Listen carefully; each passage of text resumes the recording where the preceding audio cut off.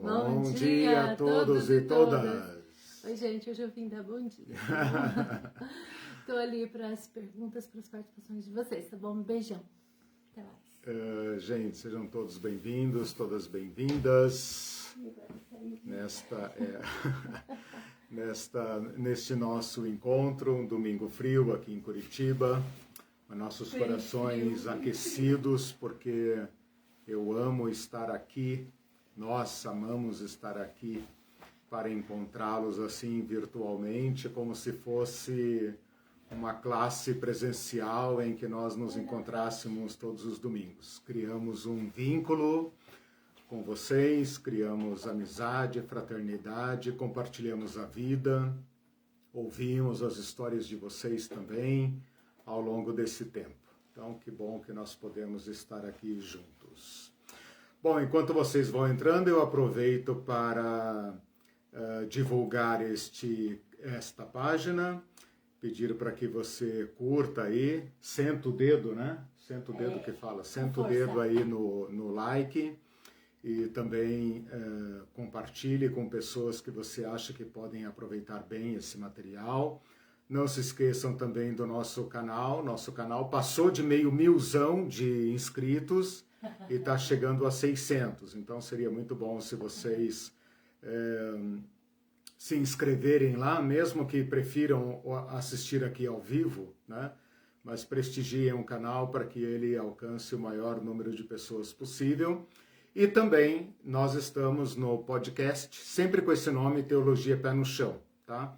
Espero que vocês consigam encontrar lá no Anchor ou no Spotify. Para quem não tem tempo de ficar aqui assistindo ou vendo, né? Pode ouvir enquanto faz outra coisa, pode depois voltar a esse material. E nós temos também um outro curso que está sendo dado às sextas-feiras à noite. Esse é um curso de outra temática, mas todos vocês também estão convidados nos mesmos canais do Facebook, do YouTube e do podcast. Bom, meus queridos irmãos e irmãs, nós estamos estudando Jesus e a política. Esta é uma relação que tem sido muito prejudicada e tem causado muitos erros na conduta dos cristãos. Ou os cristãos tentam tomar o poder e impor o reino de Deus à força, ou então os cristãos se alienam completamente do mundo real das pessoas, do mundo da vida, da política, e se enclausuram em conventos ou nas suas igrejas. E agora, por exemplo, grande parte dos cristãos estão reunidos nos seus cultos dominicais como se o mundo não existisse.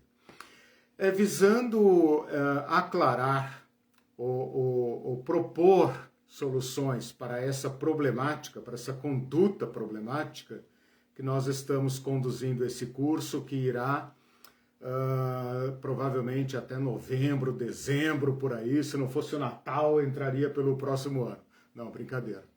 Esse curso tem 4 partes. A primeira parte foi sobre o papel dos romanos, a influência, o efeito dos romanos no mundo de Jesus, que é de grande impacto, determina e toca a vida de toda a população, de diferentes formas. A segunda parte, que nós encerramos no domingo passado, foi para explicar o papel que as autoridades judaicas desempenham nesse estado de coisas, como elas contribuem para manter o povo dominado, conformado, enquanto ela mesma usufrui privilégios da parte dos romanos e também acaba contribuindo, né, seja intencionalmente ou não, mas acaba contribuindo para tornar o fardo do povo ainda mais pesado.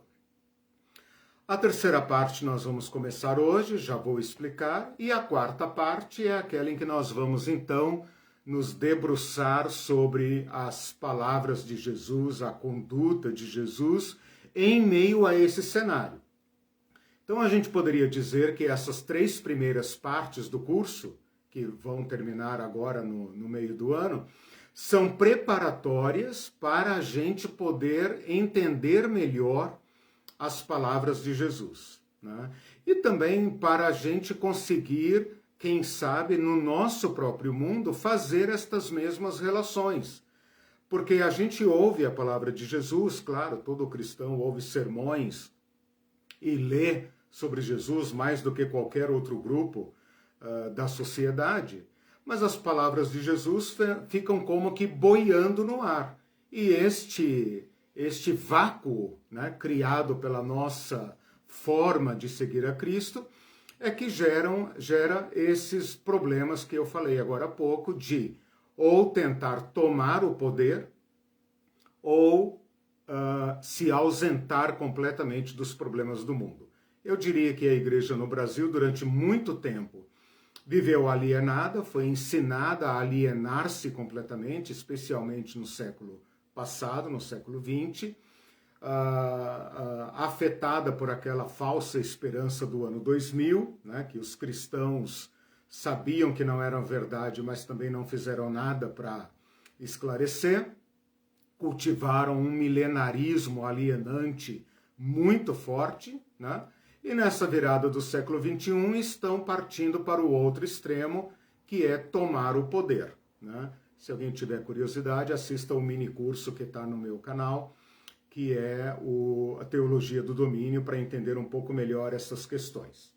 Bom, desculpem.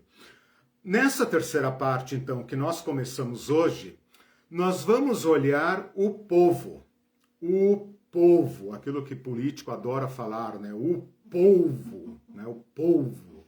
O que significa o povo, né?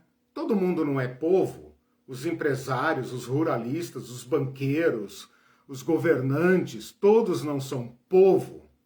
Sim, num certo sentido, sim. Mas nós queremos destacar povo como aquela parte da sociedade que dispõe de poucos instrumentos de poder. Toda a sociedade é organizada em torno da distribuição de poder.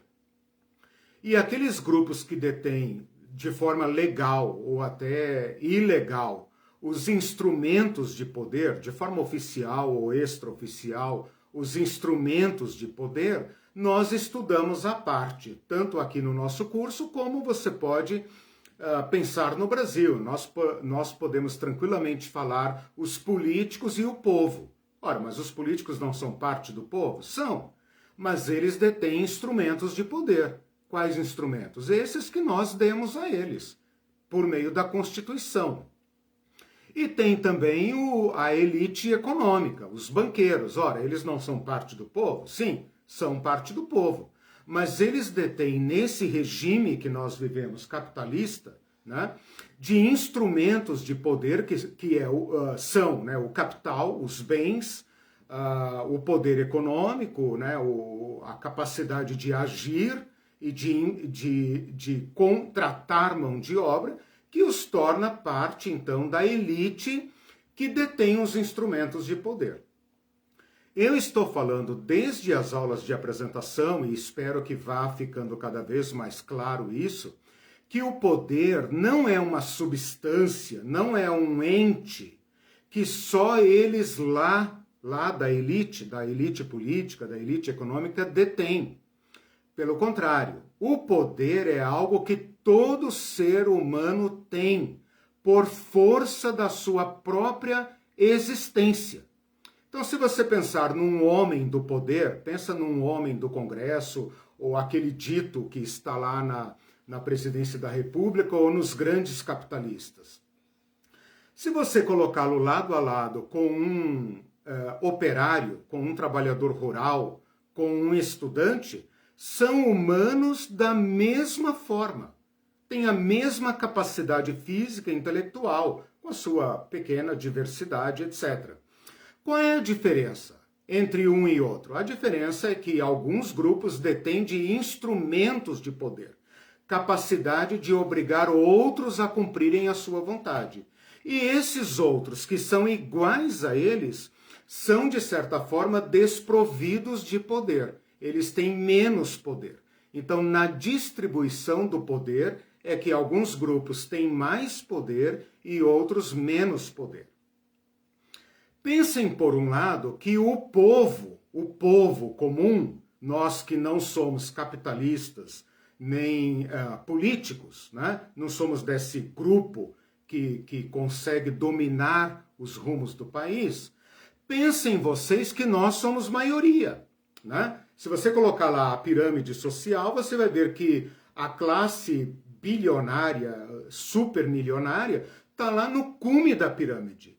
E se nós fôssemos pensar em poder, nós, os milhões, digamos, o Brasil tem 210 milhões, vamos supor que 200 milhões são o povo do Brasil, classe média e classe baixa, né?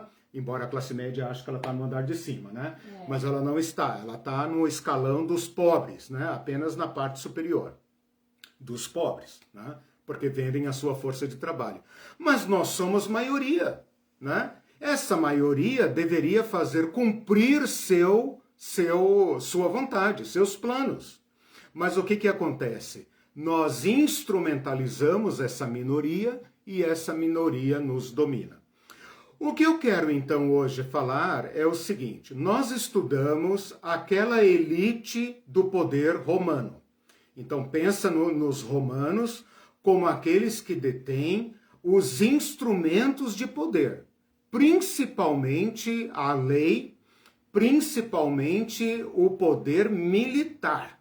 Então, se nenhum outro poder funciona, as legiões estão ali para não deixar dúvida quem é que manda e quem é que determina como aquele povo deve viver. Isso é um poder de dominação, isso é um poder de violência, né? Porque a violência não é apenas meter o porrete, a violência é você obrigar uma pessoa a agir de acordo com a sua vontade. Essa é uma definição de violência e de poder. Todo poder envolve uma dose de violência.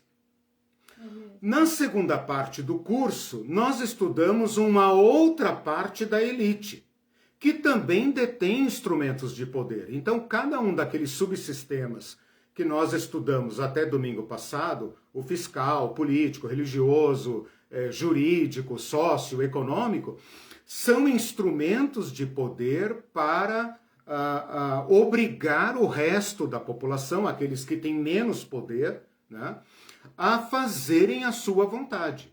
Então agora nós queremos descer para o andar de baixo, onde eu e vocês vivemos, né, que nós somos tecnicamente, sociologicamente, né, politicamente, nós somos o povo, né? Mesmo que você exerça um cargo político, né? Você, como indivíduo, né, é parte do povo. Acredito que não tem ninguém da elite, né, da super elite me ouvindo. Se tiver, vai entender também. Mas nós queremos descer, então, agora, nessa terceira sessão, para olhar o povo. Se você olhar o Evangelho, você vai ver as multidões, os indivíduos, seus sofrimentos, suas doenças, suas necessidades, suas angústias, seus movimentos, sua organização. Pensa, por exemplo, em Pedro e André, Tiago e João, com seus barcos, pescando. Pensa, por exemplo, em Lázaro, Maria, Marta. Esse povo comum, esse povo que não está nem no sinédrio, nem no pretório, nem no templo, nem na legião, nem é um arquipublicano. Esse povo comum.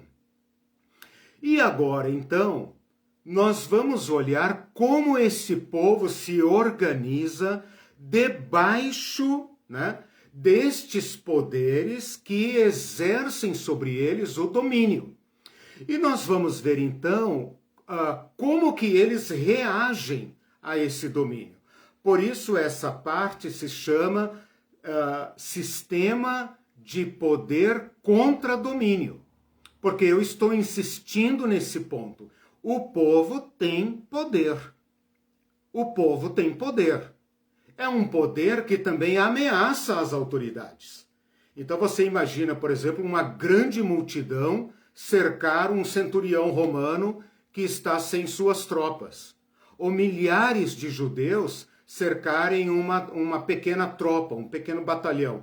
Esse povo também ameaça as autoridades. Então nós queremos olhar agora como que esse povo se organiza, como esse povo vive, como esse povo reage a esse estado de coisas. Para fazer esta análise, e esta introdução que eu estou fazendo agora servirá para as próximas 4, 5, no máximo 6 aulas, tá? Porque a aula 18 é exatamente a metade do curso, daí não passa, então nós vamos até a aula 18. Eu resolvi, né, e vocês vão ter que aceitar, mas eu acho que essa solução que eu dei, eu sou dono da escola,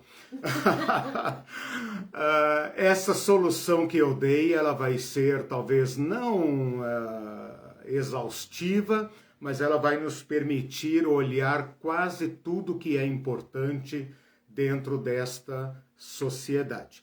Eu escolhi, então, 2 critérios para analisar este povo, a grande massa do povo, né?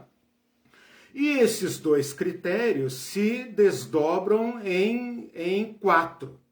Então, seria violência, os grupos que vão pôr a mão nas armas e vão dizer violência se combate com violência. E a contraparte da violência é a não violência. Então, violência é um critério que se desdobra em 2. Violentos, ou seja, aqueles que sacam as armas. Aqueles que Jesus fala, tendes aí alguma arma? Ah, Senhor, temos 2 espadas aqui, basta, né? Que os crentes adoram pegar para defender a posse de armas, né? Então, nós vamos olhar que grupos que sacam as armas estão ali entremeados no meio do povo. São grupos ilegais, né? Mas eles estão ali fazendo o seu jogo de resistência. Nós vamos estudá-los na próxima aula. E o grupo que não saca as armas, o grupo não violento, mas que nem por isso é passivo. Esse povo judeu tem formas de resistência que não são exatamente no poder das armas. Afinal de contas, quem vai enfrentar uma legião romana, né? A mais poderosa máquina de guerra do mundo antigo. E o outro critério, depois vocês vão entender, não vou gastar muito tempo agora explicando, mas ele é um critério moderno, muito importante e também muito mal compreendido, que é o critério da resiliência, que se desdobra, então, em não resiliência, irresiliente, ok? Então, na próxima aula, então, eu vou falar sobre os grupos violentos. Hoje vou falar sobre os grupos não violentos e não vou gastar mais tempo agora para falar sobre resiliência, não resiliência. Apenas estou anunciando aqui que esses 2 critérios, violência e resiliência, rimou, né? Desdobrados na sua contraparte, que são não violência e não resiliência, serão tratados então nessa terceira parte com esses 4 itens, né? 2 itens que se desdobram em 4, né? Eu pretendo então fazer uma razoável varredura dentro desta composição do povo, né? O político, quando fala polvo, quase coloca um L aí no meio e vira outra coisa, né? Polvo, né? O povo. Então, hoje eu quero estudar com vocês um grupo social, aliás, grupos sociais que passam batido nos evangelhos, que lendo os evangelhos você não os percebe, mas há vestígios deles nos evangelhos.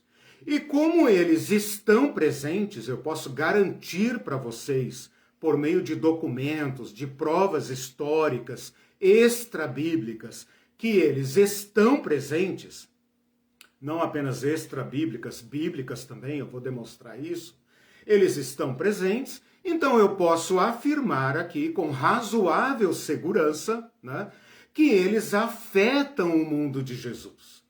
Eles afetam o mundo de Jesus, pelo menos como uma capacidade de organização, de ação, que exorta o povo que não participa desses grupos. Então, são influencers, como se diz hoje, né? Não são influencers digitais, né?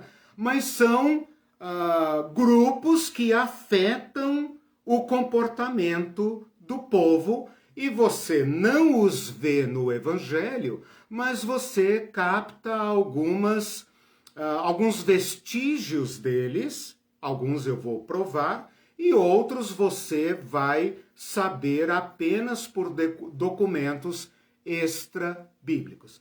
Então anotem aí, a Irene vai anotar também, os grupos que eu vou mencionar aqui, e precisa ser assim bastante criterioso para encontrá-los. Mas como eu não desisto fácil, eu fui atrás e eu achei pelo menos 4 grupos. É claro que esses grupos se misturam, se sobrepõem, alguns deles depois vão cair na violência, né? Vão fugir, vão embora. Então, assim, eu estou fazendo uma separação didática, né? Mas eles se misturam aí, né? Lembra que esse curso é teologia pé no chão, né? Sim. E quando a gente bota o pé no chão, as coisas não são separadinhas como no curso teórico. E também lembrando que a gente esquece no decorrer do curso, faz parte da tua pesquisa de doutorado. Sim, né? Então... eu estou compartilhando com vocês pela primeira vez a minha pesquisa doutoral. Bom, os grupos então são esses. Essênios. É possível que você já tenha ouvido falar, não tem H e é com 2 S's. Essênios, tá? Esse é um grupo que a Bíblia nunca menciona diretamente, tá? Me parece que uma vez, agora que eu me lembrei, acho que lá em Atos aparece uma vez, depois eu confiro, porque é muita informação. O segundo grupo, profetas, aí você fala, meu Deus, tem profetas no Novo Testamento? Tem. Messias, nós não entendemos essa palavra porque Jesus absorve completamente esse conteúdo, e como nós cremos em Jesus, a gente deixa de perceber a presença dos Messias. O nome Messias já termina com S, então eu fico aqui numa situação meio complicada para colocar Messiases, né? Colocar um plural de Messias, mas eu vou falar os Messias, tá? E aí, por causa do os, e porque eu, né, estou fazendo uma flexão de número, né, plural, então você entende que eu estou falando com letra minúscula, Messias, não me referindo ao Cristo. Cristo é apenas um exemplo de Messias, e que por acaso é o nosso, né? É aquele que nós aceitamos. Mas o mundo de Jesus tem outros Messiases, né? E sábios também.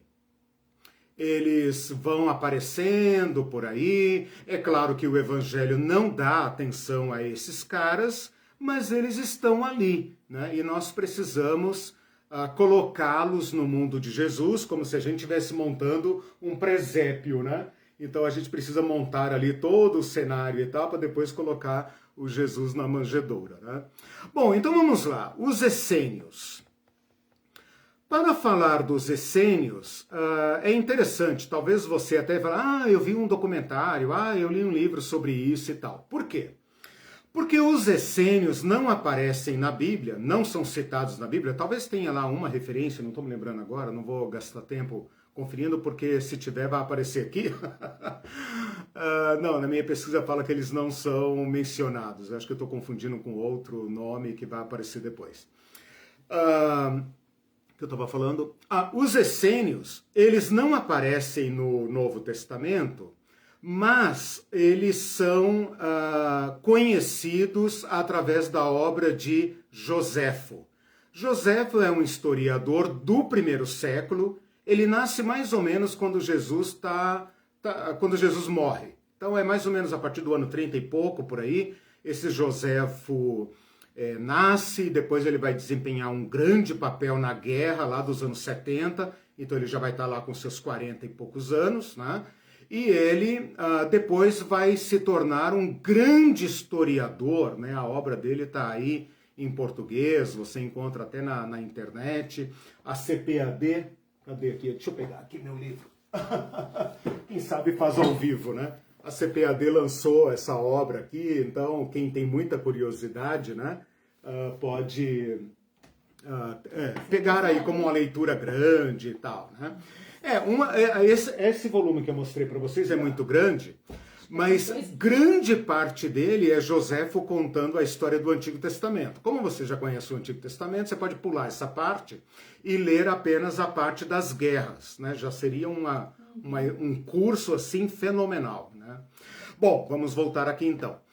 Então, durante muito tempo se duvidou da existência desses essênios, porque eles eram conhecidos apenas através de Joséfo. E você sabe como funciona a ciência, né? A ciência quer múltiplas provas para poder, então, afirmar a existência de alguém. E como só Joséfo e, eventualmente, Philon, que é um filósofo judeu também mais ou menos da mesma época, antes de Joséfo um pouquinho, contemporâneo de Jesus, mais ou menos, né? Que vivia no Egito, também menciona vagamente. Mas então isso é facilmente colocado em dúvida até que, em 1947, na descoberta dos pergaminhos do Mar Morto, foi encontrada basicamente uma grande comunidade essênica, né? Que são conhecidas pelos achados arqueológicos da comunidade de Qumran. Qumran se escreve com Q mesmo, Qumran. Esse grupo, então, passou a ser muito estudado e hoje nós sabemos alguma coisa sobre esse grupo. E eles, então, existem desde o período interbíblico, desde os Macabeus, e eles vão existir até o ano 70. O que acontece no ano 70? No ano 70, há a queda de Jerusalém e um grande massacre de todos que vivem naquela região. E, portanto, eles desaparecem, não se ouve mais falar em essênios. Então eu vou contar aqui para vocês rapidamente a origem desse povo, só para vocês entenderem como eles se organizaram e como eles travaram resistência aos romanos e às autoridades judaicas. Esses essênios nasceram no mesmo berço histórico dos fariseus. Eles têm um antecedente comum. Esses antecedentes comuns são chamados de assideus, sem H, ou com H, tanto faz, né? A grafia diverge. Assideus ou assidins, que significa piedoso. Então, naquela época em que a família de Macabeu, lá pelo ano 160 antes de Cristo, 160 antes de Cristo, quando o império dominador aperta com os judeus para quebrar o orgulho judeu, quebrar a nacionalidade judeu, esta perseguição fez surgir ou reforçou dentro do povo judeu um grupo que resolveu resistir bravamente a esse assédio. E eles fizeram isso aferrando-se à lei de Moisés. Por isso eles foram chamados de os piedosos, os separados.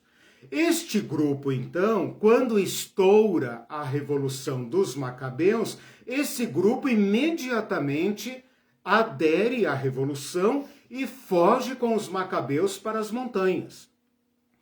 E eles atuam como se fossem profetas particulares dos Macabeus. Eles é que dão aquela formação intelectual, formação cultural, religiosa, eles que mantêm o fogo da revolução aceso, para dizer, não, vamos. Eles, então, são aqueles, assim, fanáticos, né? Deste grupo fanático no bom sentido, né? Aquele tipo zeloso ao extremo, né? Este grupo, então, vai se tornar a base de apoio dos macabeus. Vocês devem se lembrar lá das primeiras aulas que os macabeus acabam conseguindo expulsar o exército invasor, que era o exército helênico sírio, né, chamado Seleucida. Não se preocupe com os nomes aqui, eu vou dar um curso sobre isso futuramente, assim que a Irene me liberar, para assumir mais um compromisso. Não, depois que terminar o curso da sexta-feira eu dou um curso sobre isso. O que eu estava falando então? Este grupo então vai se tornar a base de apoio dos macabeus. Ocorre que os macabeus, ao tomarem o poder de Jerusalém, sentem a necessidade de controlar também o sacerdócio, porque não fazia sentido eles exercerem um papel executivo militar, enquanto o sacerdócio estava corrompido e comia na mão do império, né? Tinha alianças com o império, negociava às escondidas com o império. Então os macabeus chegaram à seguinte conclusão: se a gente não dominar o templo, nada que a gente fizer vai dar certo. Então o que eles fazem? Como eles são de família sacerdotal, não sumo sacerdotal, mas sacerdotal, né? Eles então tomam o templo e acumulam os dois cargos, o cargo de rei e o cargo de sacerdote. Esta união de funções, que eu já falei em aulas anteriores, mas vou falar de novo futuramente, nesse curso hipotético que eu estou prometendo, esta cumulação de ofícios é um escândalo para o grupo de apoio dos macabeus. Por quê? Porque esse grupo se baseia na lei de Moisés. A força deles é a lei de Moisés. Como agora os macabeus, por uma estratégia política, por uma necessidade, né, eles fazem algo que é completamente ilegal, que é cumular o poder civil, militar, político, com o religioso, ele desencadeia uma crise feroz dentro do seu próprio grupo de apoio. E aí o que acontece? Para os macabeus manterem o poder, eles vão fazer alianças com grupos da elite derrotada, de onde vai sair o grupo saduceu, né? O centrão, e esses que haviam sido seus aliados zelosos, piedosos, passam para a oposição. Então, desta oposição Hassidim, tá? Esse grupo de piedosos tinha um nome comum, Hassidim. Deste grupo vai sair dois grupos. Um é o fariseu. O fariseu pega em armas. O fariseu, ele parte para a luta. Onde o macabeu vai, ele vai junto, né? Só que eles também vão se tornando inimigos dos macabeus e eles acabam então saindo de cena. E quando Jesus está na Palestina, né, na época de Jesus, eles já adotaram uma postura não violenta, mas eles vão para a elite religiosa. Então os fariseus até poderiam ser estudados nesta matéria, mas como eles fazem parte do jogo religioso, eu os incluí na segunda sessão, tá? O outro grupo, então assim, o partido Hassidim quebrou em dois. Uma parte vira fariseu. Outra parte vira os essênios. Então, os fariseus são contra os imperadores, no caso gregos ainda, e são contra também os asmoneus, que são esses macabeus, reis e sacerdotes, que agora então assumem o nome de Asmoneu. Não se preocupe com os nomes, tá? Não pretendo condensar história aqui em pouquíssimas palavras para confundir a cabeça de vocês. Estou apenas mostrando de onde surge esse grupo e qual é a sua ideologia. Então, os fariseus são adversários da oposição. Eles pegariam em armas, mas como eles ficam numa oposição radical e eles começam até a sofrer martírio, então eles abandonam a violência, mas eles vão migrar para o andar de cima, né? E vão então fazer parte da elite. Então eu não estudei os fariseus aqui. O outro grupo é igual aos fariseus. Eles também resistem ferozmente, né? Rigorosamente à dominação imperial, no caso ainda dos gregos e depois dos romanos, obviamente, e também rompe com os asmoneus a um ponto que para eles a única solução é sair do meio de Israel. Aqui está a marca fundamental para entender os essênios. Os essênios chegam à conclusão que o povo de Israel não tem solução, que está tudo corrompido, ninguém segue a lei como deve, até o templo está corrompido, os sacrifícios são corruptos, os sacerdotes que exercem o serviço lá, todos fazem parte do mesmo jogo. Então, por causa disto, um personagem deste grupo, que depois vai ficar conhecido como mestre da justiça, provavelmente um sacerdote, alguém muito culto, muito preparado, ninguém sabe muito bem, o nome dele não é conhecido, ele é chamado apenas de mestre da justiça, né?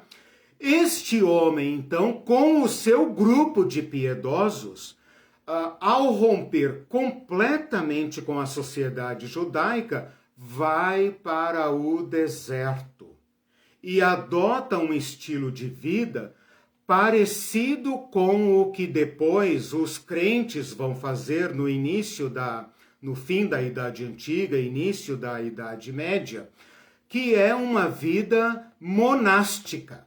Uma vida monástica. Por quê? Porque eles vão para o deserto, e esse ir para o deserto é altamente simbólico, porque o deserto é o lugar da purificação, é o lugar onde Deus se revelou ao povo. Então, a ideologia deles é: nós somos o remanescente de Israel, nós somos o Israel eleito, nós somos o verdadeiro Israel, nós somos os piedosos, nós somos aquele grupo a partir do qual Deus vai cumprir suas alianças, suas promessas, aliás, e vai restaurar o povo de Israel, de modo que a semente de Yahvé, a voz do deserto, lembra alguma coisa? A voz do deserto virá de novo. Assim como Moisés veio do deserto, assim como Elias veio do deserto, assim como profetas iam para o deserto,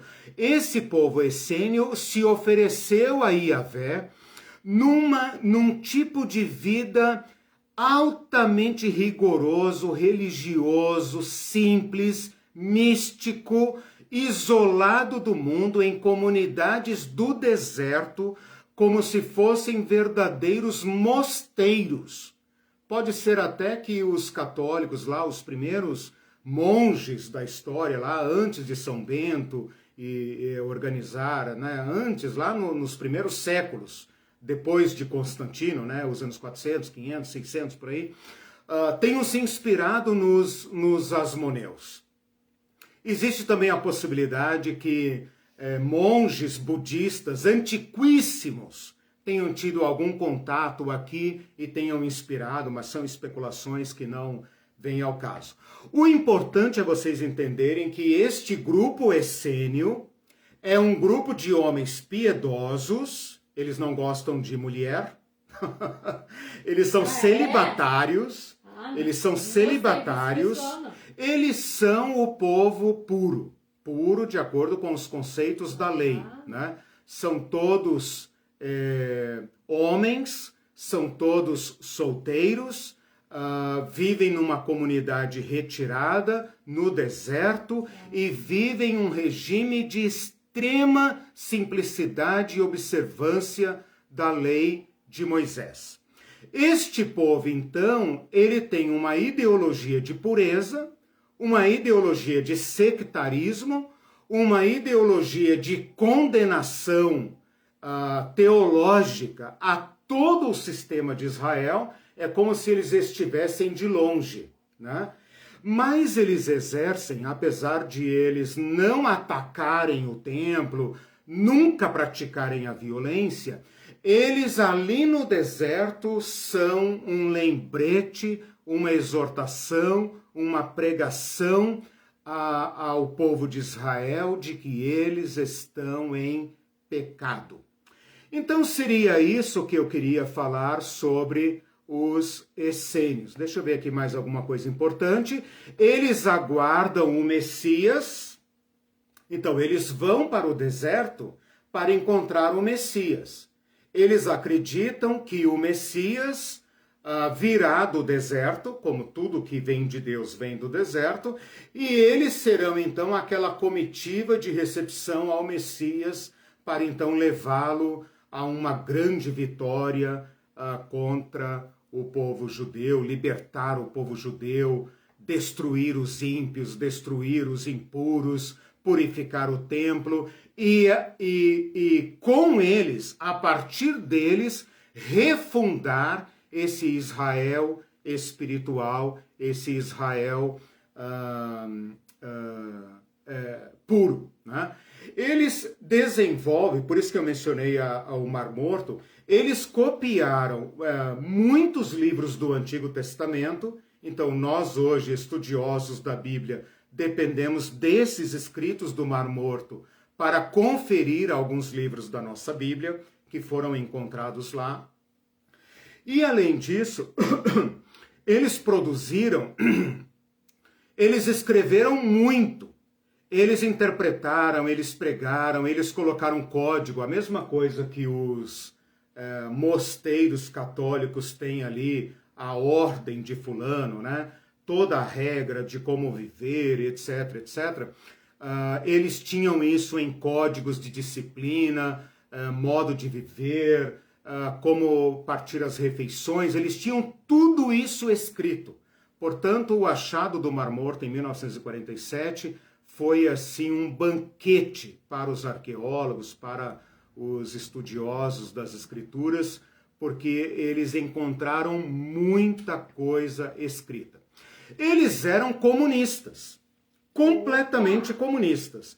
Eles tinham tudo em comum. Eles tinham tudo em comum. Eu estou de vermelho aqui hoje em homenagem aos essênios. Para entrar na comunidade, você tinha que renunciar a todas as suas propriedades, não podia ter escravo, não havia diferença entre pobre e rico, todo mundo tinha tudo em comum, né? E uma série de regras para entrar. Olha só, de acordo com Joséfo, um candidato que quisesse entrar na comunidade dos essênios tinha que sair de Israel e migrar para uma comunidade dessas, fechadas no deserto, da qual Qumran é um exemplo, né, a mais conhecida por causa da arqueologia. O cara tinha que ficar em observação durante 3 anos. Durante 3 anos de rigorosa disciplina, comendo o alimento deles, praticando os ritos de purificação lá com eles. Depois o cara passava por um batismo de purificação. Já ouviu falar em batismo, irmão? Batismo de purificação. Há uma grande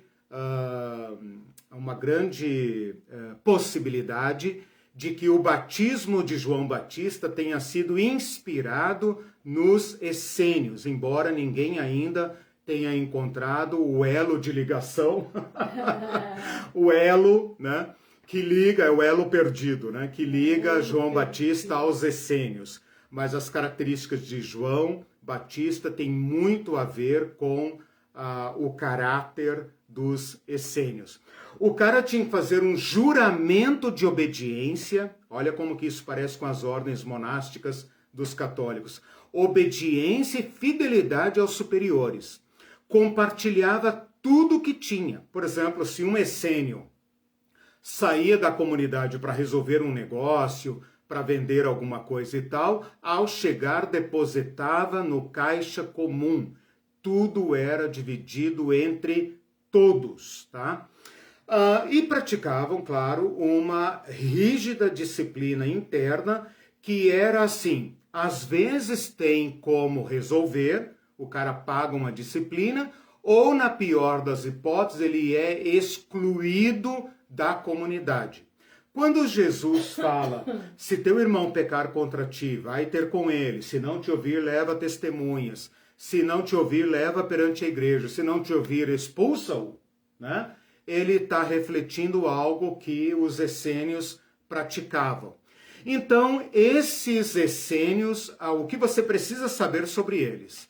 É o povo puro, piedoso, sectário, e que tem uma alta apocalíptica e uma esperança messiânica.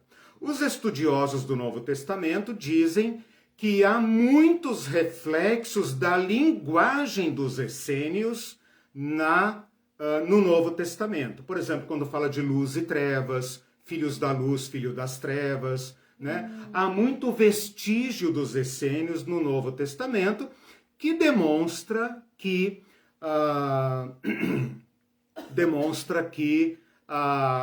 o povo de Israel, os discípulos de Jesus, com certeza conheciam os essênios, provavelmente quando estavam fazendo viagens, negócios, encontravam os essênios, poderiam até ser hospedados em algum ponto de passagem dos essênios, ou talvez iam lá para ouvir alguma explicação, eles tinham esse contato.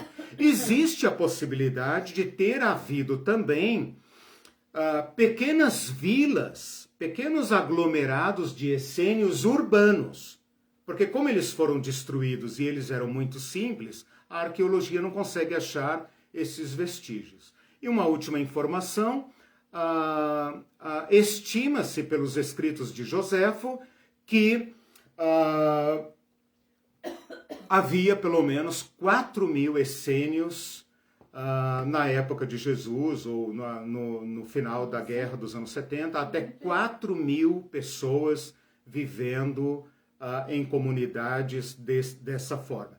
Esses essênios urbanos, não retirados, né? Esses essênios urbanos eram casados, né? Mas faziam aquele voto de seguir a disciplina essênica. Então eles são mais rigorosos do que os fariseus, mais espirituais, né? Tem até uma certa mística em torno deles, eles são assim um pouco esotéricos, né? Nem tudo que eles falam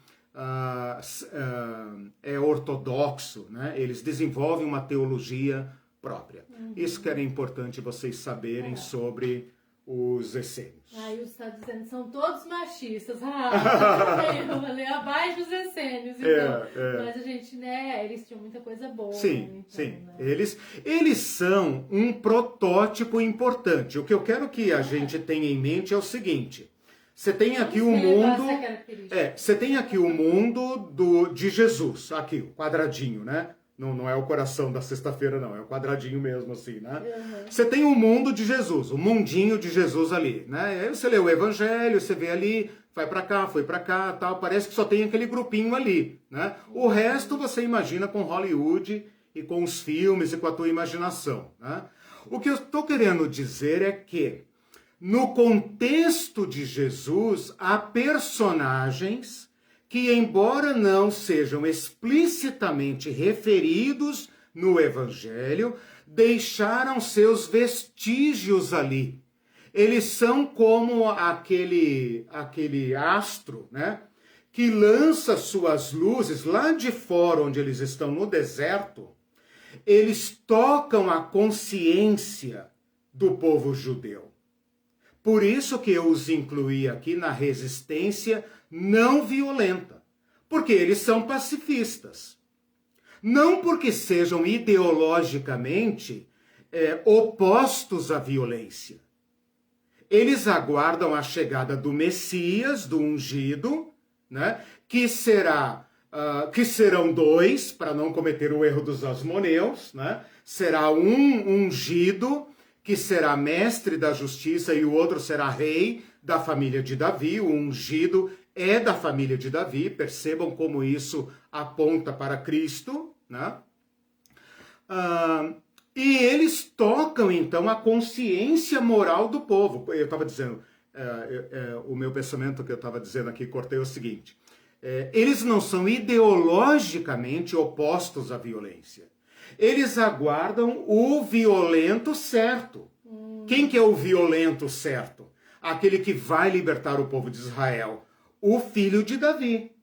O filho de Davi. E qual vai ser o exército puro que vai poder lutar com esse filho de Davi? Nós, os essênios, o verdadeiro Israel, né? Então, eles ficam esperando a hora certa de ser violento. Nesse momento aqui, eles adotaram a preparação.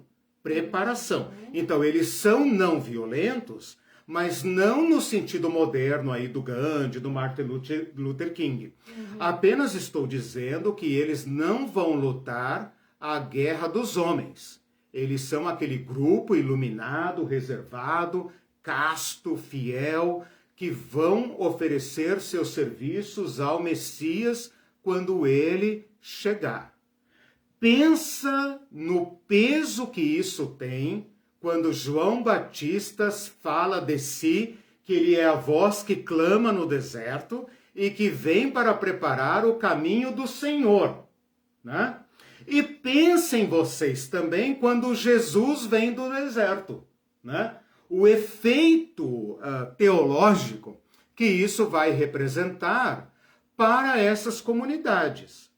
Alguns eruditos dizem que os essênios somem do evangelho porque há uma grande possibilidade, embora isso não possa ser definitivamente provado, apenas argumentado, né, proposto, que muitos essênios se converteram. Assim como muitos fariseus se converteram e criaram problemas de interpretação da lei, como se vê no livro de Atos, é possível que muitos essênios tenham seguido a Jesus, porque viram nele o mestre da justiça e o ungido. Ok? O Monte Branco está dizendo, eu estudei sobre a história dos essênios e gostei de eles chamarem Deus de mãe. Isso eu não sabia. Nossa, É interessante, curioso, né? muito interessante, é uma informação que eu não sabia. Mas isso mostra aquilo que eu falei, eles têm uma teologia própria. Eles, o farisaísmo é representante daquela ortodoxia, né? A lei de Moisés. Os saduceus também, a lei de Moisés, né? E toda aquela jurisprudência que acompanha. Os essênios, como eles rompem com esse sistema, eles acabam desenvolvendo uma teologia própria, né? E existe aí aquela possibilidade de ter tido influência até de gnosticismo, ou até do budismo, né? Eu estudei um pouco as religiões e seus escritos, e como Buda é do ano 500 antes de Cristo, né?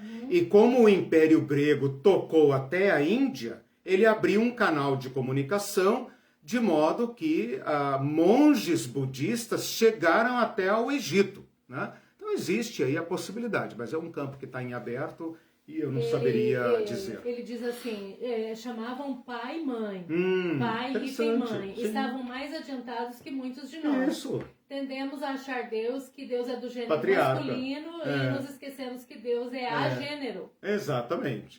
Sem gênero, né? Bem colocado. E isso derruba aquela intriga da oposição aí, falou que eles são machistas, né? Eles estavam sacrificando o seu casamento para serem soldados exclusivos do Messias, né? Ela brincou, falou, os essênios usavam camisa vermelha. Aí ele disse assim, o Monte Branco, acho difícil que usassem vermelho, porque o vermelho era uma tintura muito cara na época. Exatamente, só os reis usavam vermelho, muito bem. E usavam roupas brancas, eles usavam um tipo de roupa comum, né? Vejam como isso parece com a vida monástica dos católicos, né? Que usa aquela, como é que chama? não é a batina, né? Usa aquela roupa típica, né? Cada ordem tem a sua roupa típica, né? Agora, vejam como as roupas brancas estão presentes na apocalíptica judaica, né? E que nós herdamos, entendeu? Então, olha a simbologia que eles oferecem, né? Ao nosso evangelho, ao Novo Testamento. Uma última pergunta, ele está dizendo, alguns acreditam que Jesus era de Isso. essênio, ou teve contato com os essênios. O que você acha disso? Então, tanto João Batista como Jesus são objeto dessa especulação. E, como eu disse, você tem argumentos muito importantes aí, né? Porque, veja, João Batista, como nós já falamos aqui, era filho de um sacerdote. Não era de um sumo sacerdote, mas era de um sacerdote puro, da família de Arão. Portanto, pedigree perfeito, né? Poderia ser um sumo sacerdote se o templo estivesse puro. O João Batista, sendo filho da velhice, provavelmente Zacarias e Isabel morreram cedo. E esse menino, não sei por qual razão, foi parar no deserto.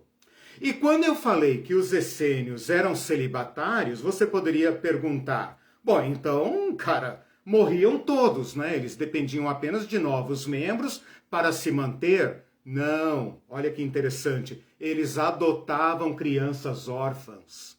Eu vou falar disso mais para frente, quando falar da resiliência e não resiliência. Quando você tem um povo submetido à pobreza e à violência, você tem uma alta taxa de mortalidade da população adulta, masculina adulta, que resulta num aumento da pobreza de órfãos e viúvas. O que os essênios faziam? Chamavam esses meninos e os treinavam na vida celibatária monástica para servirem ao Messias. Dentro desta ideia, é muito razoável que João Batista tenha sido criado numa comunidade essênica. É muito provável, né? Tudo combina. Ele veio do deserto, a sua alimentação era extremamente básica, né? Ele não estava, evidentemente, vestindo roupa típica dos essênios, mas ele veio vestido pobremente. É muito comum que nos filmes, nos desenhos, se coloque o João Batista vestido como se ele fosse um Tarzan, né? Que fala que ele veio vestido de pele, etc. Do pelo do camelo se tecia, era o tecido mais pobre que podia ter, né? E Jesus também, né? Sendo que ele foi ao deserto, passou 40 dias e 40 noites no deserto, nada obsta que ele tenha tido contato com a comunidade essênica, né? Mas nós somos obrigados a colocar isso no campo da hipótese, né? Com muitos argumentos a favor, porém sem evidências concretas desse vínculo, né? Tem um pessoal aqui que quer cantar parabéns pra você. Só você não sabe, no final da aula, aniversário. No final da aula. Obrigado. Não, eu vou chamar agora o pessoal da Teologia Pé no Chão. No final? No final. Não, deixa no final. Deixa no final. Senão eu vou ficar muito emocionado. Chato, meu Deus. Não, eu vou ficar muito emocionado. Já são 11 horas. Eu nem vou ler. Eu agradeço imensamente tem vocês. Tem de comentários de parabéns aqui, mas depois você lê. Vocês enchem meu coração de alegria. A Irene é testemunha disso, como eu fico feliz de estar aqui compartilhando com vocês. Então, no final a gente Bom, este grupo essênio, então, é um grupo identificado, né? E dentro da minha estrutura aqui é um povo que faz uma resistência profética, espiritual, teológica, muito dura contra o estado de coisas, né? O status quo criado pelos sacerdotes, toda aquela mega estrutura lá que nós estudamos até a aula passada. Então, eu coloco aqui os essênios como sendo um grupo de resistência não violenta, tá? Então, esse era o principal personagem que eu devia colocar aqui. Eu quero agora chamar a atenção de vocês para vestígios de profetas que existiam nesse mesmo período. A gente, né, nós, os cristãos, estamos acostumados com aquela ideia de que os profetas, vai lá de Isaías até Malaquias, né? Depois vem 400 anos de silêncio, que a gente também não entende bem o que significa. Acho que todo mundo brincou de vaca amarela nesse período, né? Ninguém falava nada, e é falsa essa ideia, né? Nós fomos induzidos a isso por causa do cânon protestante, né? Mas nós precisamos recuperar esse conhecimento para entendermos o Novo Testamento, por isso que eu vou dar esse curso do período interbíblico. E nós achamos, então, que só João Batista foi o profeta do Novo Testamento, né? E ele é o último. Esta ideia é falsa. Por quê? Porque ao longo de todo esse período houve pessoas que fizeram o papel profético. E nós somos enganados também por uma interpretação equivocada da palavra profeta como sendo apenas aquele que prevê o futuro. E não é verdade. O profeta é aquele que apregoa a palavra de Deus e a aplica ao contexto concreto, à situação concreta. O profeta não é necessariamente um adivinho. Esse é o profeta do povo pagão. O profeta de Israel é um tipo único e exclusivo, porque ele é um canal de comunicação de Deus com o povo extraoficial. O rei era o representante da aliança, o sacerdote era o mediador da aliança, e o profeta, ele é um cara do povo, ele é um cara que quebra a hegemonia política. E esses caras sempre existiram, né? O problema é que eles não são reconhecidos pela oficialidade e, portanto, são considerados extracanônicos, né? Mas eles cumpriram seu papel no seu devido tempo, inclusive no período do Novo Testamento. Então, olha só, nós temos, antes de João Batista, que é claramente um profeta, nós temos a Ana. A Ana, que é narrada em Lucas 2, a Ana era profetisa e era reconhecida. E quando viu o menino Jesus, ela foi a primeira evangelista, uma mulher viúva, idosa, que vivia em constante oração, jejum e busca da esperança messiânica. E provavelmente se considerava uma profeta que vinha anunciando a vinda do Messias, né? Então, a Ana é um exemplo. O velho Simeão também. Você acha que o velho Simeão era o quê? Aquele Simeão que pega Jesus no colo e profetiza para Maria, né, e para José sobre Jesus e agradece a Deus porque seus olhos viram a salvação, era um profeta. Então, iguais a esses profetas, havia outros profetas. Uma outra marca que nós podemos perceber aqui é o seguinte: João Batista foi anunciado ou descrito como alguém que representava Elias. Então, o povo de Israel tinha uma grande esperança no aparecimento de profetas. E quando João Batista aparece, não é que ele é o único profeta, é que ele se parece com um grande profeta, o profeta Elias, que é considerado o patrono, né, o santo padroeiro de todos os profetas do Antigo Testamento. Então, o próprio João Batista é considerado um Elias. Quando Jesus pergunta, lá em Mateus 16, Marcos 8, né? Quando Jesus pergunta, quem diz o povo que eu sou? Você lembra das respostas? O povo fala para ele, uns dizem que você é Jeremias, outros dizem que você é Elias, outros dizem que você é João Batista. Ou seja, o povo estava familiarizado com o profeta, de modo que Jesus poderia ser o cumprimento da grande profecia. Mas esses profetas andavam no meio do povo, né? Esses homens sábios que aplicavam a palavra de Yahvé. Eu estou incluindo eles aqui na massa do povo. Por quê? Porque não pertencem ao oficialato. Não são parte da elite oficial.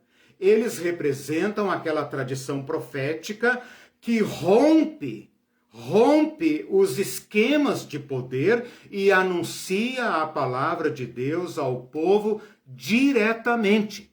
E, portanto, subvertem a ordem política, econômica, social e militar, alimentando no povo uma resistência não violenta, porém ativa contra os romanos. Por que você acha que o povo vai em massa ao Jordão ver Elias? Porque eles são alimentados intelectualmente, teologicamente, por um movimento libertacionista. E eles vão em massa ao Jordão para aderir àquele movimento. E você acha que João é apenas o primeiro batista da história, né? Como dizem aí os batistas mais fundamentalistas, né? Não! João está anunciando a vinda da libertação. Por que você acha que os fariseus e os saduceus e as autoridades de Jerusalém descem lá para ver o que está acontecendo? Eles vão lá antes que os romanos cheguem. Então, o João, o Batista, representa este profeta subversivo, libertacionista, que injeta no povo, diretamente no povo, a revelia dos esquemas de poder, esta capacidade de resistir. Jesus também é considerado por muitos como um profeta, né? Antes de falar de Jesus, né, João Batista também é associado a Elias, não porque comia gafanhoto ou se vestia pobremente e vivia no deserto, porque peitava o poder político. Ou você acha que Herodes matou João Batista só porque a mulher dele pediu? Por que a mulher dele pediu? Porque aquele homem é um perigo. O Herodes queria tomar todo o domínio para ser grande como seu pai. E João Batista estava atrapalhando a conquista do poder. E a Herodias, que não era boba nem nada, que trocou um Herodes pelo outro, porque também queria ser uma grande rainha, pensou, bicho, elimina esse cara, meu. Você não tá vendo que esse cara se toca. E o Herodinho é um covarde, né? Um babaca, né? Porque ia ocultamente ouvir João Batista e ficava com medo, diz um dos evangelhos, né? E quando Jesus está em atividade, Herodes pergunta, quem é esse cara? João Batista eu mandei matar. Quem é esse cara? Né? E o próprio Herodes fala, é Elias que voltou e veio acertar contas comigo. Né? Então essa sátira que o Evangelho faz dos profetas como força contundente contra os instrumentos de poder, que eu proponho que vocês entendam como uma força ativa no meio de Jesus. Ou por que você acha que a multidão vai ao encontro de Jesus no deserto? Fazer piquenique no deserto? Com que autoridade, com que liberdade esse povo vai ao deserto? Se eles não estivessem cultivando por baixo, né, aquelas brasinhas vivas da rebelião de Israel, como você acha que esse povo iria ao deserto, sabendo que os romanos estavam de olho neles? Então esses profetas, Jesus, João Batista, todos foram considerados como um profeta. Quando Jesus multiplica os pães, quando Jesus se movimenta, o povo fala assim, este homem é um verdadeiro profeta. Ora, este homem não era o profeta que Deus deveria levantar entre nós? Então há essa expectativa de profetas. Agora, saindo e voltando, né? Saindo dos evangelhos e voltando àqueles vestígios, Vocês vão perceber lá em Atos, Irene, coloca ali Atos 5 e Atos 21, depois vocês procurem melhor, o tempo está muito corrido aqui, ainda quero falar de alguns outros personagens.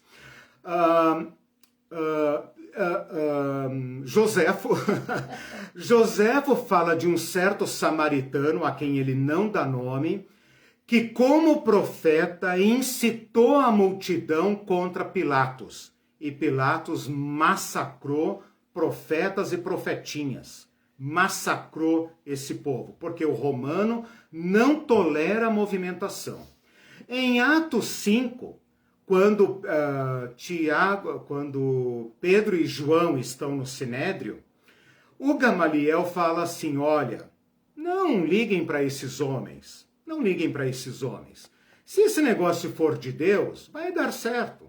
Se for errado, vai dar mal. Vocês não lembram lá de Teudas, que se levantou, lá no ano 45, se levantou e foi para o Beleléu? Está citado em Atos 5,36.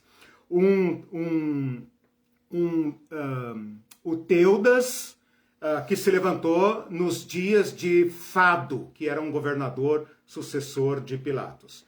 E em Atos 21, quando Paulo está sendo investigado, ele pergunta se ele é o egípcio, um judeu que tinha vindo do Egito, como profeta, também dizendo que ele era o profeta, etc., vindo do deserto, não sei o quê. Então, há registros de profetas que não estão no Novo Testamento, mas que fazem aquele movimento tipo Antônio Conselheiro ali no Nordeste, né? Tipo aqui os caras aqui como é que chama, do Contestado aqui do Paraná. Aquela coisa meio religiosa, meio militar e tal, que toca a consciência do povo, toca aquelas fibras da esperança do povo e fala, vamos para cima que Yahvé está conosco. Então há comprovações de que houve profetas nesse tempo. Só para encerrar esse ponto, tem um outro carinha chamado Jesus, que nos anos anteriores à queda de Jerusalém irritou profundamente as autoridades, porque ele andava como um louco. Profetas têm um pouco de louco, né? De profeta e louco todo mundo tem um pouco. Então, alguns loucos da Bíblia eram, na verdade, profetas, chamados de loucos porque o oficialato os odeia. Mas esse Jesus, chamado Jesus ben Ananias, Jesus filho de Ananias, porque Jesus era um nome comum, que nem Zé da Silva e João dos Santos, né? Jesus era um nome comum, completamente comum, né? Esse Jesus ben Ananias, ele falava uma palavra só. Era algo mais ou menos assim, ai de Jerusalém, ai do templo, ai de vocês. E ele gritava isso em todo lugar. Ele entrava nas sinagogas gritando isso, nas praças, nos mercados, no templo. Não adiantava bater, prender, torturar, fizeram de tudo com esse cara, mas ele anunciou profeticamente sem parar.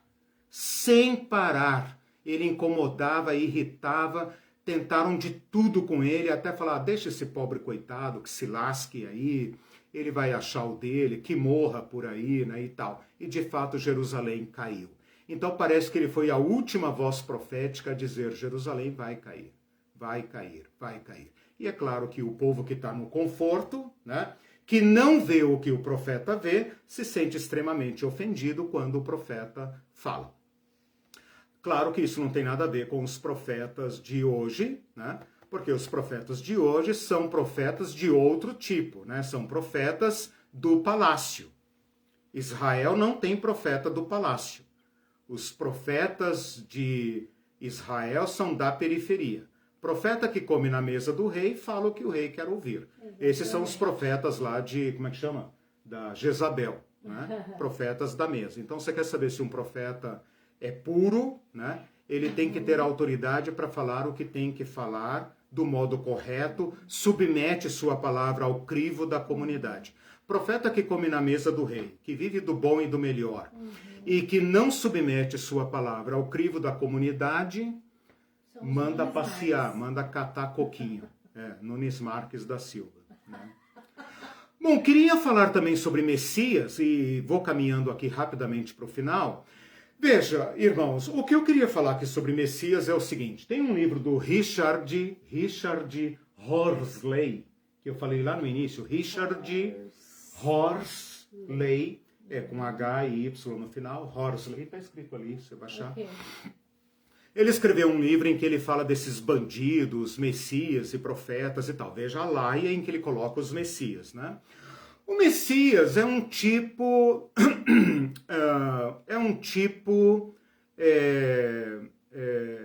muito especial na ideologia do povo judeu. E aqui eu preciso insistir num ponto que nós perdemos, né? Porque, embora a gente fale em Messias, né, esse nominável que está na presidência, infelizmente, tem esse nome, e outras pessoas têm esse nome e tal, e a gente fala, Jesus, o Messias e tal, beleza. Mas cá para nós, meus irmãos, é um nome oco. Messias para nós não quer dizer absolutamente nada. A gente só sabe que é um nome de Jesus, né? Mas é isso, não significa nada, né? Traduzido para o grego, pior ainda, o nome Cristo não significa absolutamente nada. Tanto que o nome Cristo, que não é nome, é um título. Eu dei um curso sobre os nomes de Jesus, não sei se está disponível ali, se não tiver eu vou colocar. Cristo passa a ser nome de Jesus quando o evangelho vai aos gregos. Por quê? Porque Cristo é uma palavra que não tem sentido em grego.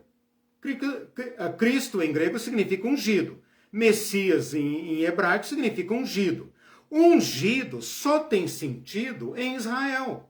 Então, no Novo Testamento, logo com Paulo, né? Paulo fala Cristo Jesus, Jesus o Cristo, Jesus Cristo, virou sobrenome. Tipo assim, Jesus, interessante, Jesus Cristo.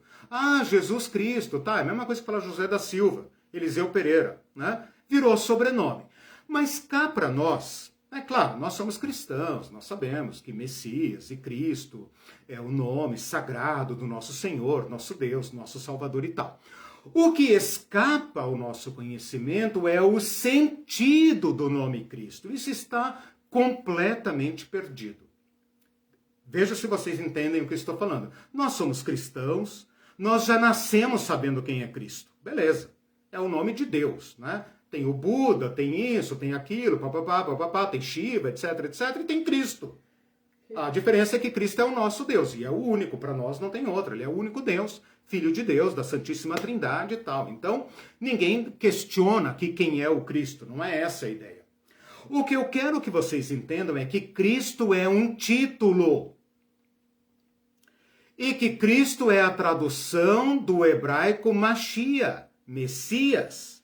E que Messias não é nome. Messias é título, que significa aquele que foi escolhido por Deus e sobre quem foi derramado o óleo santo, simbolizando o Espírito Santo.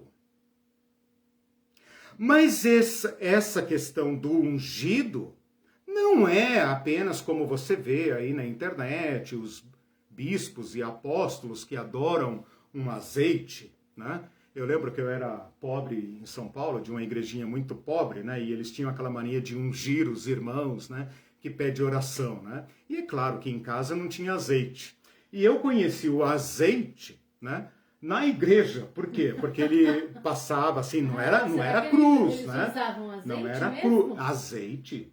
Eu conheço o cheiro do azeite puro por causa da igreja. Né? Porque em casa era óleo de soja, então obviamente. eles né? E claro que o pastor não fazia o sinal da cruz, pelo amor de Deus. Nós éramos da Assembleia de Deus, né? Então, Deus que me livre botar a cruz, né, na igreja. Então ele ungia aqui assim, né, em nome do Pai, do Filho e do Espírito Santo, e aquele cheiro, azeite, né?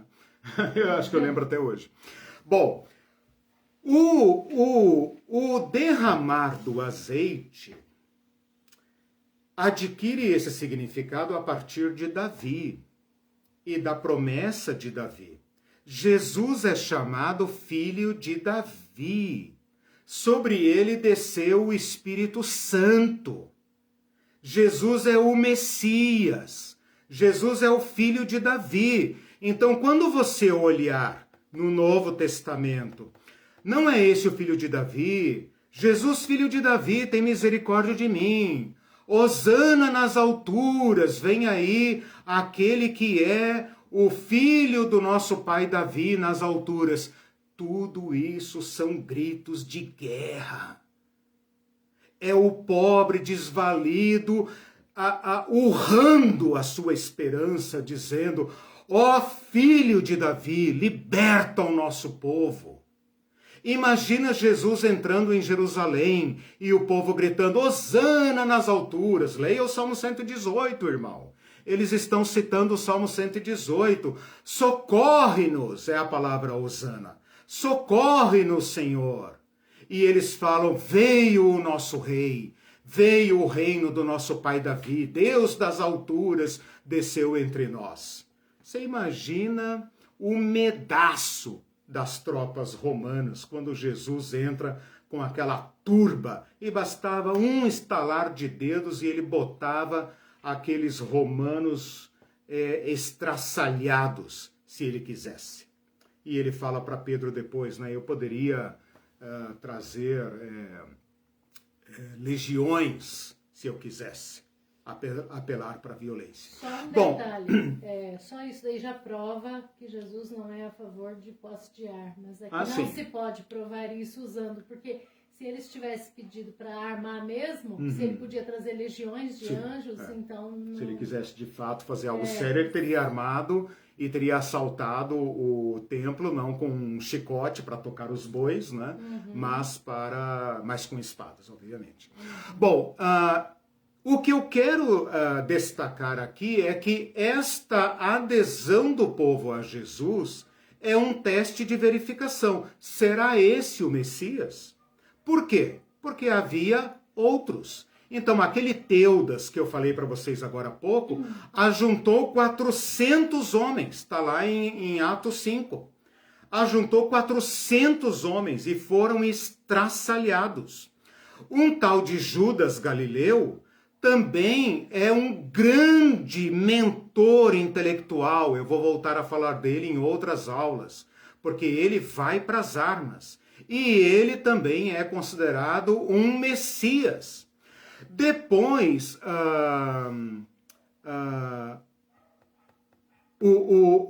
deixa eu ver aqui mais outro. Depois, mais tarde e tal, quer ver? Deixa eu ir aqui para frente, para adiantar o nosso tempo. Mais para frente, lá nos anos 70, vão aparecer outros personagens ali da Guerra dos 70, né? O Simão Bardiora é um desses. Um outro que tinha sido escravo de Herodes, Astronge, ou Atronge, não sei bem o nome dele, Atronges, né? Se chegou ao ponto de se coroar rei, né? Então, esta presença de Cristo tem a ver com um profundo ideal do rei que vem para tomar o poder. Os discípulos seguem Jesus porque acreditam que ele é o Messias certo, porque havia os Messias errados. E a Irene falou aqui da questão da arma. Jesus faz um certo segredo a respeito da sua unção. Ele faz um certo segredo. Ele só vai se revelar como o Messias verdadeiro após a ressurreição. Por quê? Porque ele quer evitar que um encontro, né, da fome com a vontade de comer. Porque se ele assume publicamente que ele é o Messias, antes que ele explicasse qualquer coisa, o povo já tinha feito um arraso. Por quê? Porque o povo judeu era como um campo minado. Se alguém sacasse a arma e dissesse: vamos comigo, porque eu sou ungido de Yahvé, um bando de maluco ia com ele. Se ele fizesse sinais e maravilhas, como curar o cego, curar o leproso, opa! Entende? Se ele multiplicasse os pães, então, como Moisés, atestado inconfundível de que é o cara. Leia lá João 6. Jesus foge do povo. Jesus bota os discípulos no barco e fala, sumam daqui, eu vou escapar, porque esse povo vai começar a guerra. Quando fala, vão fazer de Jesus um rei. João 6. Você lê isso lá e não entende. Ora, por que o povo está no deserto? Porque eles querem ir para o céu, irmão? Não. Eles querem saber se esse cara é o Messias ou é mais um alarme falso. Por que Jesus morre com gritos de urra da sociedade, do povo judeu? Porque pensa, esse mané nos enganou. É isso que eles estão dizendo. Os discípulos de Emaús estão tristes por quê? Ora, nós achávamos que era ele. Vamos voltar para casa e vamos arar a terra seca de novo. Quem sabe um dia, nossos filhos, quem sabe, né? Lá pelo ano 130 depois de Cristo, depois da queda de Jerusalém, um outro judeu, não sei se eu tenho o nome dele aqui, não tenho o nome dele aqui. Infelizmente não anotei. É fora do meu período, não anotei. Mas lá no ano 130, um outro judeu se diz ser o Messias. E também leva os judeus a uma guerra mortal, é a última grande guerra dos judeus contra romanos. Bom, fora isso, eu colocaria aqui ao lado, só para completar, a questão dos sábios. Para a gente chamar aqui um pouco a atenção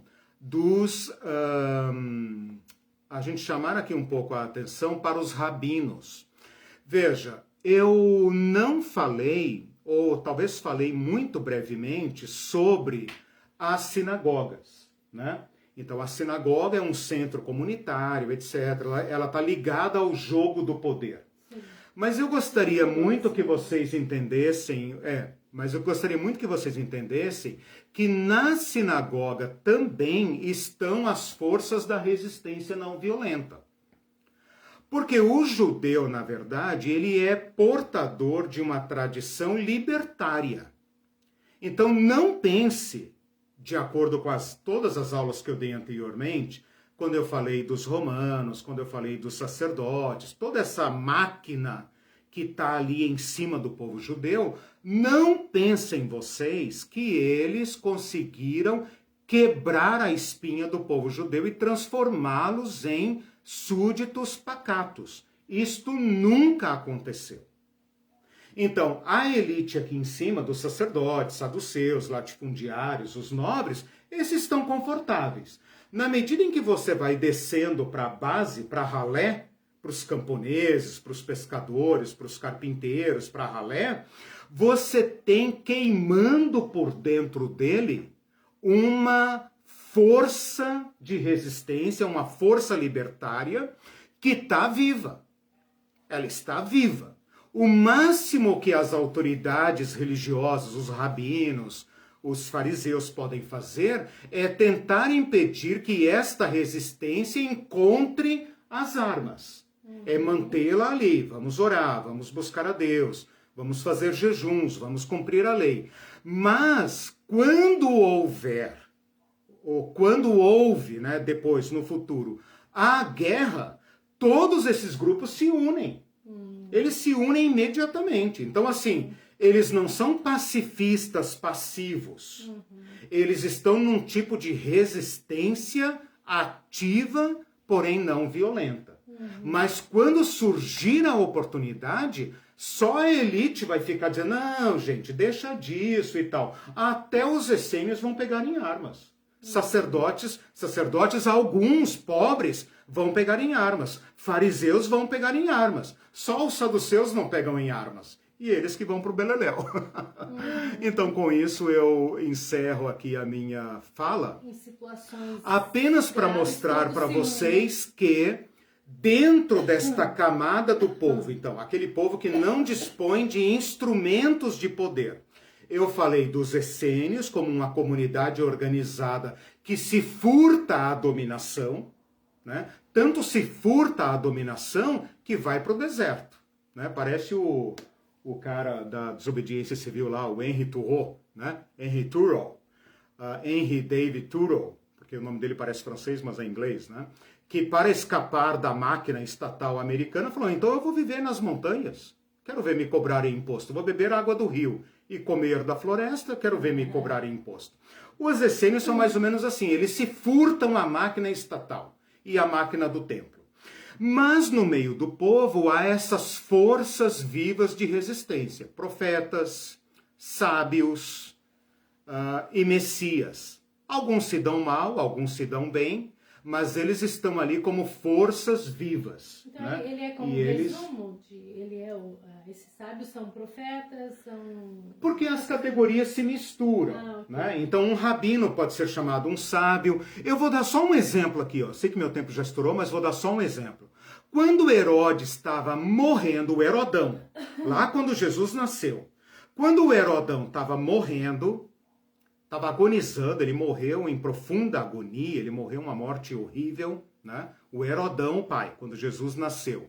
Logo que Jesus nasceu, parece que ele estava tão velho e tal, e daí morreu. Morreu matando e tal, mas morreu. Dizem que ele mandou matar pessoas em Israel, pessoas importantes, para garantir que houvesse choro na sua morte. Porque ele sabia que ninguém iria chorar a morte dele. Então, para garantir que houvesse tristeza e luto, ele mandou matar uma meia dúzia de poderosos lá. 2 homens sábios, peritos da lei, técnicos da lei, doutores da lei, mas da resistência, não do oficialato. Né? Gente rebelde. Um chamado Judas, tem nada a ver com Judas da Bíblia, e o outro chamado Matias, tem nada a ver com Matias da Bíblia. Subiram no templo, escalaram o templo, olha o que esses caras fizeram. Parecem terroristas, né? Aquele terrorista que faz o ato surpresa. Assaltaram o templo, subiram lá e arrancaram a águia dourada que Herodes tinha colocado no templo. Esta águia não representa os Estados Unidos, irmão, é uma mera coincidência. É o símbolo americano, né? Na época representava Roma. Então olha o que Herodes tinha feito. Eu faço o templo para vocês. Vocês querem templo? Eu faço. Só que eu vou colocar lá em cima o símbolo romano. E os judeus ficaram meio assim, bom, paciência, né? Tudo bem, né? Vamos fazer aí uma concessão. Esses 2 carinhas sobem lá em cima, arrancam esse treco e deixam espatifar lá embaixo. O Herodes, no leito de morte, fica sabendo e manda julgar severamente e queimar vivo esses 2 desgraçados. Esse é o tipo de sábio que percorre o povo judeu. Depois, mais para frente, eu vou falar na aula que vem, eu vou falar sobre os zelotes. Aí vocês vão perceber melhor essa interconexão, essa ira contida, essa violência contida, mas que é resistência. E que depois, então, vai explodir na resistência violenta, que é o que eu vou falar na próxima aula. Ok. Perguntas, comentários? Nossa, falei pra caramba, né? É mais comentário de... Bom, o importante é vocês saberem sobre isso, né? Sobre os essênios, que havia outros messias, saber que Messias é um título, não é um nome, tá? E que esse título tem um teor político, libertacionista, tá? Era como um Che Guevara, tipo assim, é um grande revolucionário, aqueles Bolívar, né? Aqueles caras assim que são libertadores do seu povo, né? E Jesus assume esse título, mas o reforma completamente. Né? E aí que nós temos que entender. Jesus quis dizer que não toca política, né? Ou ele deu outra abordagem à política? É aí que está o pulo do gato. O Elton diz assim, uma das argumentações que já ouvi sobre Jesus ter sido essênio é de que o tempo entre a infância e a vida adulta de Jesus ausente nos evangelhos canônicos é o período em que ele pertenceu a uma comunidade de essênios. Exato. E a Marlene diz que também sempre questionou esses 12 anos. E a Tatiana também. Sim. São os anos, digamos, encobertos de Jesus. Aí que cabem essas hipóteses, como eu falei. Mas ainda fica como são hipóteses, né? Altamente prováveis, né? Claro que a gente pode argumentar, eu acato essas propostas como altamente prováveis, né? Só não temos ainda as provas documentais, mas temos essas evidências, né? E às vezes, esse é um critério que eu uso, né? Não sei se está certo e tal, mas comigo funciona. Às vezes você testa uma hipótese mesmo que ela se demonstre falsa, ao testar a hipótese, enquanto você está cogitando a hipótese, você tem ganhos na sua análise, né? Então, por exemplo, vamos colocar João Batista no meio dos essênios. Como se fosse um flanelógrafo, né? Pega o João Batista, põe ele aqui e estuda esse cenário com João Batista dentro, né? É uma hipótese. Se depois você quiser tirar João Batista, falar, mas não tem prova e tal, mas você ganhou muito ao estudar aquela hipótese, né? Então é uma hipótese muito inteligente, muito bem formada, apenas falta a questão documental. Ok. A prova concreta. Eu vou escolher, tem muitos comentários de parabéns, eu não vou conseguir ler todos, então vou escolher um aqui da Evanilde Vieira, nossa querida, e que diz assim: hoje é um dia para reconhecermos que fomos presenteados com a vida de Eliseu Pereira. Parabéns, longevidade e muita gratidão. Obrigado. Aí agora Obrigado, todo mundo vai cantar. Você não vai ouvir, mas vai estar todo mundo cantando. Todo mundo, né, abra um som, abra um som aí, abra as câmeras. Se fosse Google Meet seria bacana, né? Parabéns. Mas olha o som que eu vou ouvir agora. Você. Tô ouvindo até o acompanhamento. Data querida, vou ficar tímido e emocionado. Muitas felicidades.